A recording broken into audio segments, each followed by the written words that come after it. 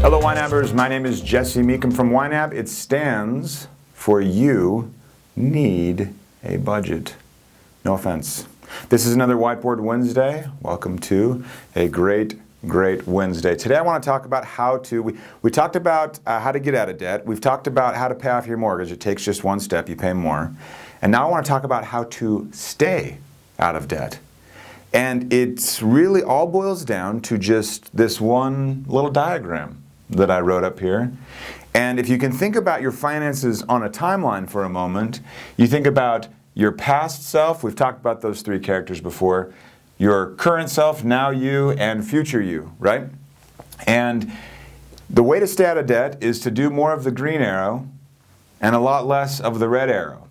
If you are using your current self to pay for your past self, that's the red arrow, you're not doing too hot. If you're using your current self to pay for your future self, sending money ahead, you're doing fantastic and you're going to get out of debt.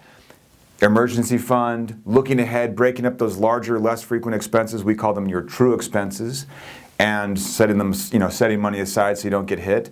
On the flip side, your house, you're paying now for an obligation that you incurred in the past, but you are incurring an ongoing benefit, so that one gets a nice check mark.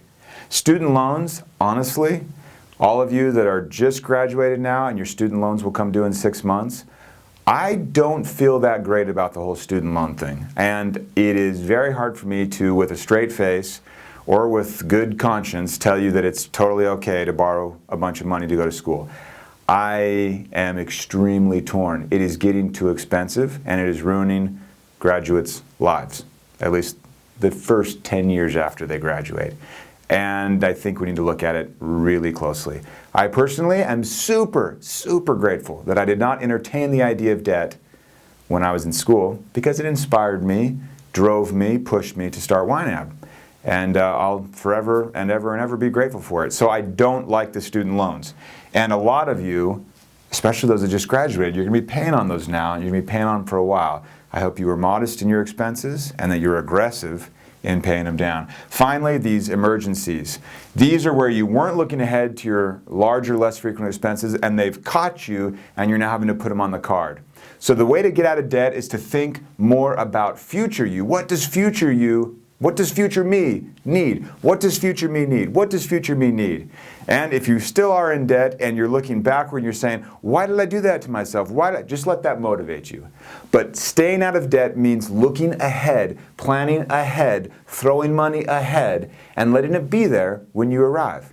Like the people that would come across, total diversion, the people that would come across like the Oregon Trail or the Mormon pioneers, they're moving west and they would plant seeds along the trail. Why?